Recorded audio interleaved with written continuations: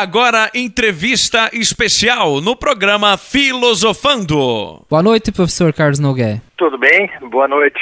É uma grande honra tê-lo aqui em nosso programa Filosofando, que tem como temática a filosofia, a cultura e a arte. E, primeiramente, eu gostaria que o professor falasse um pouquinho do trabalho que o professor vem desenvolvendo. Bom, com relação ao tomismo, que eu considero como uma espécie de seiva que corre em mim, né? Eu procurei não estar no ambiente acadêmico estrito, né? Trabalho, estudo e ensino por fora. No ambiente acadêmico mesmo, eu sou professor de outras coisas, pós-graduação de tradução, de língua portuguesa, mas quanto ao tomismo, estritamente falando, eu preferi correr por fora do ambiente acadêmico. Bom, se eu posso definir meu interesse pelo tomismo, repito, ele é uma espécie de seiva, né?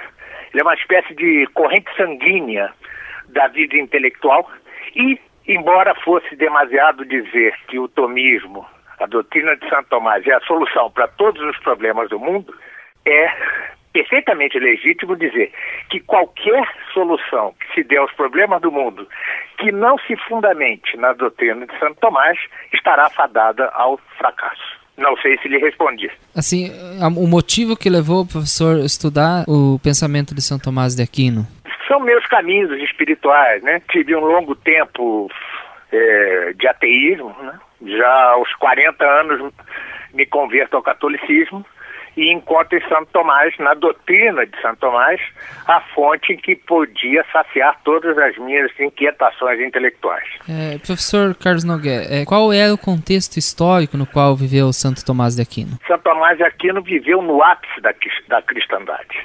O século XIII é o século das grandes universidades, é o século das grandes catedrais e é o século da catedral do pensamento, que é a doutrina de Santo Tomás. Neste sentido, a vida dele, digamos assim, era mais fácil que a nossa, porque hoje quem defende a doutrina tomista, a doutrina católica, encontra um mundo descrente, né? um mundo hostil à doutrina. Então, não, ele estava no ápice. Isso não quer dizer que Santo Tomás não tenha tido problemas. Muito pelo contrário. Toda a sua vida é um embate contra praticamente todas as correntes de pensamento então existentes. Todas. Desde o agostinismo até os franciscanos, passando por 1000 outras correntes, foi um perpétuo combate o de Santo Tomás. Tanto que, assim que morre, sua obra é condenada por um bispo, com autorização papal. É preciso que amigos seus, como Santo Alberto Magno, intercedam para tentar demover esse veto, essa proibição, mas o que, na verdade, causou imenso dano à doutrina de Santo Tomás. Por quê? O tempo em que ela esteve condenada, proibida, foi o tempo em que até mesmo seus defensores acabam por entendê-la de algum modo erradamente, o que vai refletir-se até o século XX. A história da defesa do tomismo, portanto, é a história de uma sucessão de incompreensões. Claro que há grandes valores entre os tomistas, mas permeados de incompreensões que afetaram profundamente a transmissão e o entendimento do tomismo. Por isso é que, humildemente, da minha parte, o que pretendo é lutar pelo resgate integral da doutrina do próprio Santo Tomás de Aquino. Como gosto de dizer, segui-lo em espírito e letra. Professor, o que é a eternidade no pensamento de Santo Tomás de Aquino? A eternidade é Deus mesmo, certo? A eternidade é Deus mesmo. Veja, poderíamos dizer que ele admitia, por exemplo, racionalmente, que o mundo fosse eterno, coeterno a Deus. Coeterno a Deus. Mas o que seria um mundo coeterno a Deus? Ele não afirma que o é e até o nega, tendo por base os dados da revelação. Mas o que seria um mundo coeterno a Deus? Seria um mundo em que as coisas se sucederiam, nasceriam, morreriam, se gerariam, se corromperiam, num tempo que não terminasse, que não tivesse início nem tivesse fim. Deus, porém, é outro tipo de eternidade. É a eternidade da simplicidade absoluta. Como nos é difícil imaginar isso sem alguma imagem, eu gosto de dizer que a eternidade de Deus, e Deus é a própria eternidade, antes que imaginá-la como algo imenso, incomensurável, também o é, mas pode-se imaginá-la como um ponto. É a simplicidade perfeita. É aquele ponto em que tudo se dá ao mesmo tempo, perfeitamente, simplesmente, sem partes. Esta é a eternidade de Deus. E assim a define Santo Tomás de Aquino. O que é o conceito de natureza em Santo Tomás de Aquino? Bom, a natureza no sentido do conjunto do universo, né? No sentido um pouquinho como hoje se fala de natureza, né? Se olharmos a natureza do mundo e tal, mas em sentido estrito, natureza, para Santo Tomás, vou repetir a fórmula que ele diz no comentário à Física de Aristóteles. É a razão de certa arte divina, intrínseca aos entes, que os faz mover-se por si mesmos a seus fins. Ou seja, Deus, ao criar os entes, as criaturas, as dota de uma natureza que as faz alcançar por si mesmas seus fins. Estamos na ordem chamada predicamental. Gostaria que o professor falasse um pouco sobre as 5 vias de São Tomás de Aquino. Bom, as 5 vias são um portento da inteligência, né? Do pensamento humano. Com uma capacidade de síntese impressionante, ele consegue pôr em 5 vias, em 5 provas, a existência de Deus. Bom, mas antes é preciso contextualizá-las. Ele está, ao criar as 5 vias, ele está, antes de tudo, trata-se da segunda questão da Soma Teológica, ele está, antes de tudo, contrariando certa tendência do pensamento católico ao idealismo na prova da existência de Deus. Trata-se mais especificamente da chamada prova de Santo Anselmo, né? Segundo a qual, em resumo, porque não podemos pensar nada maior e mais perfeito que Deus, ele existe. Esta é uma prova idealista, de cunho idealista, que Kant chamará mal de prova ontológica. Ela não é ontológica, ela é lógica antes disso, ela é de razão, mas contrariando essa tendência, ele diz: Deus não é evidente pelo pensamento. Para chegar à sua existência é preciso partir dos efeitos de sua criação para então remontar até sua existência, até seu ser. Muito bem, e essas são, assim, as 5 vias. As 5 vias visam a provar, a partir dos efeitos, a existência de Deus. São raciocínios, em latim, quia, que parte dos efeitos para a causa, né? Pois bem, são 5 vias. A primeira tem que ver com os motores, com o movimento. A segunda, com as causas eficientes. A terceira, com o ser necessário. A quarta, com os graus de bondade e ser dos entes, que remontam até Deus. E a última é a prova finalista. Resumindo, aliás, é apenas uma espécie de conclusão belíssima de um raciocínio que já vinha desde Sócrates. Resumo, vemos coisas que não têm inteligência dirigir-se, ordenar-se a um fim. Ora, como podem coisas sem inteligência ordenar-se a um fim? É preciso que elas tenham uma inteligência que as mova a seu fim. Essa inteligência que move as coisas sem inteligência a seu fim é aquilo que conhecemos por Deus.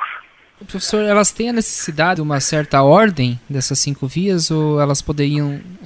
a ordem... Não.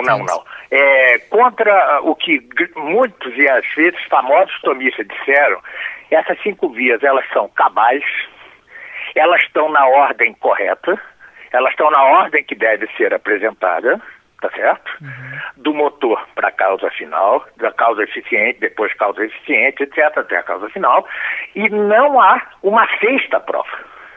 As provas são essas 5, não há outras provas, do ponto de vista da doutrina atomista. Dizer que haveria outras provas seria um exagero. Por exemplo, o grande padre Reginaldo Garrigou Lagrange, da Ordem dos Pregadores, quer provar Deus pelo anseio que temos dele.